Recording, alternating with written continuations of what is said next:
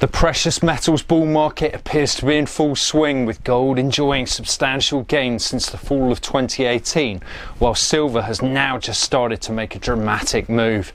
In this video, we explore previous gold and silver bull markets to inform us of what is likely to lie ahead. So let's dive on in. Now, this channel provides global macro insights for informed investing, so do consider subscribing. So let's start by exploring previous gold and silver bull markets before looking at the immediate road ahead and our longer term expectations for gold and silver. First, this excellent graphic from the In Gold We Trust report highlights the historical bull and bear markets for gold and silver since 1971.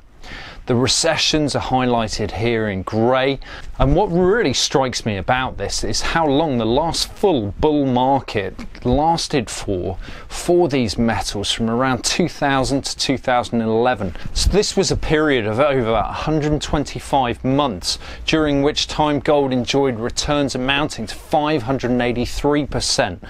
If we enjoyed such a return in our current market, we'd see gold go to $6,180 or so. Now, why is it logical to expect that this bull market is likely to last for a good number of years? Well, it simply comes down to the amount of currency that has been created and the amount of debt that now exists in the world.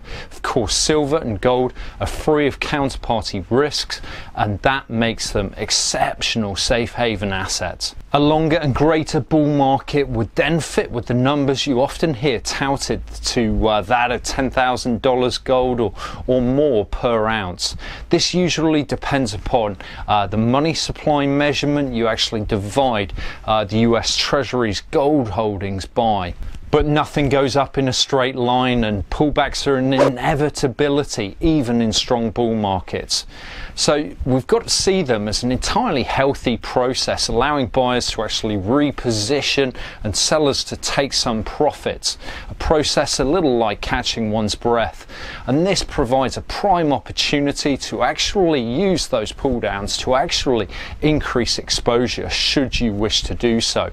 After all, we know how favourable the macro tailwinds are here. So if we just consider the last major bull market from 2000 to 2011 and look at the pullbacks that occurred. So we can see a big drawdown occurred May to June of 2006 at 23%, March through to October 2008 the whopping 35%, February to April 2009 of 14%, November through to February 2010 of 15%, June to July of 2010 at 9%, and two further pullbacks in 2011 before attaining that all-time high in September of that year.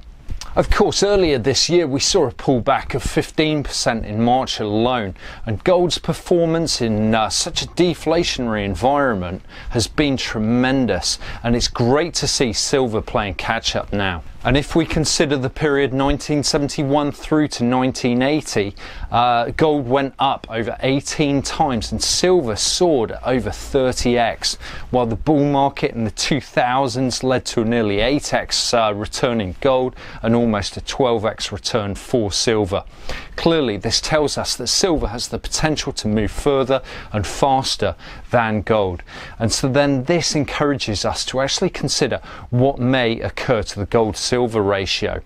A 100-year mean value is around 45 to 1, yet with investable silver now at a low ratio of just 4 ounces to every 1 ounce of gold, there is every chance we could see this gold-silver ratio hit 20, or perhaps the historical ratio of 16 to 1. And what would this mean for the price of silver?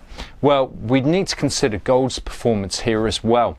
But this excellent table from the In Gold We Trust report highlights the gold price on this column and our corresponding silver price along the top row. And so a gold price of $2,400 at a gold silver ratio of 20 would give us $120 silver.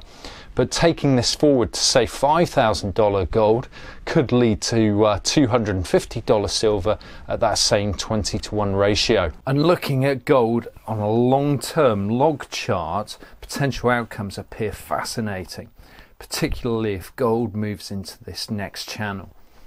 Meanwhile, here's the long-term log chart for silver, which clearly still has plenty of room to move. And so we know that metals move in a cyclical manner. Our long-term gold and silver price charts illustrate these beautiful and incredibly bullish cup and developing handles.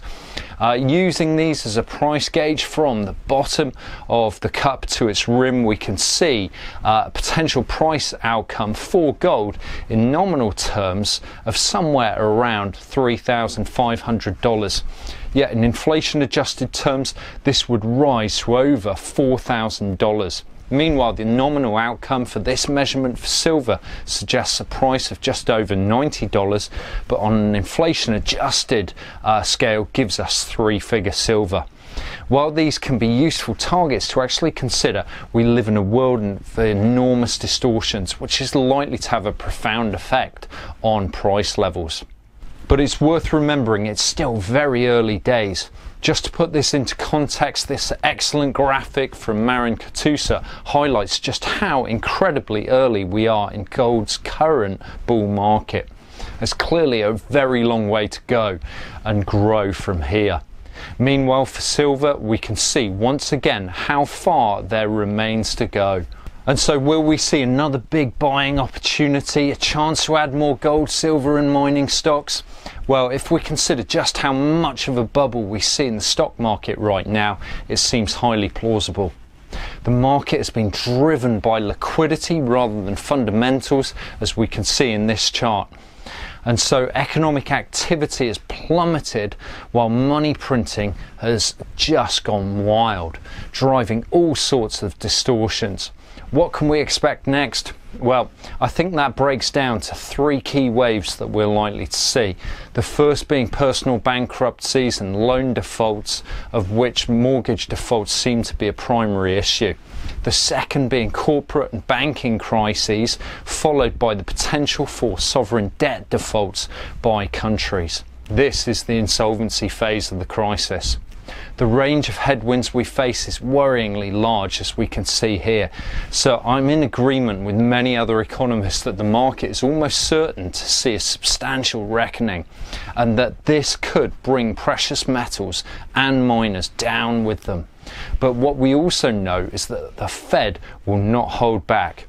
This time they may even go straight into the stock market to buy stocks to prop up the market. Combine this with further stimulus payments and the recipe of soaring national debt and central bank balance sheets, we're likely to see gold and silver maintain positive corrections very, very quickly. Ultimately, with such uncertainty, nobody knows what will happen. Personally, I'm happy to have precious metals locked away, knowing we're going to be in for some serious inflation over coming years.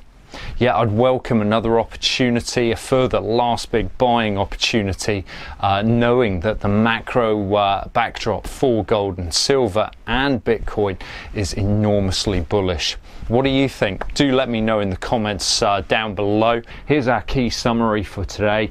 Now do make sure you check out these videos to understand more about the gold and silver markets and what lies ahead for the new decade. Thanks so much for joining me. Look forward to seeing you next time. Bye bye.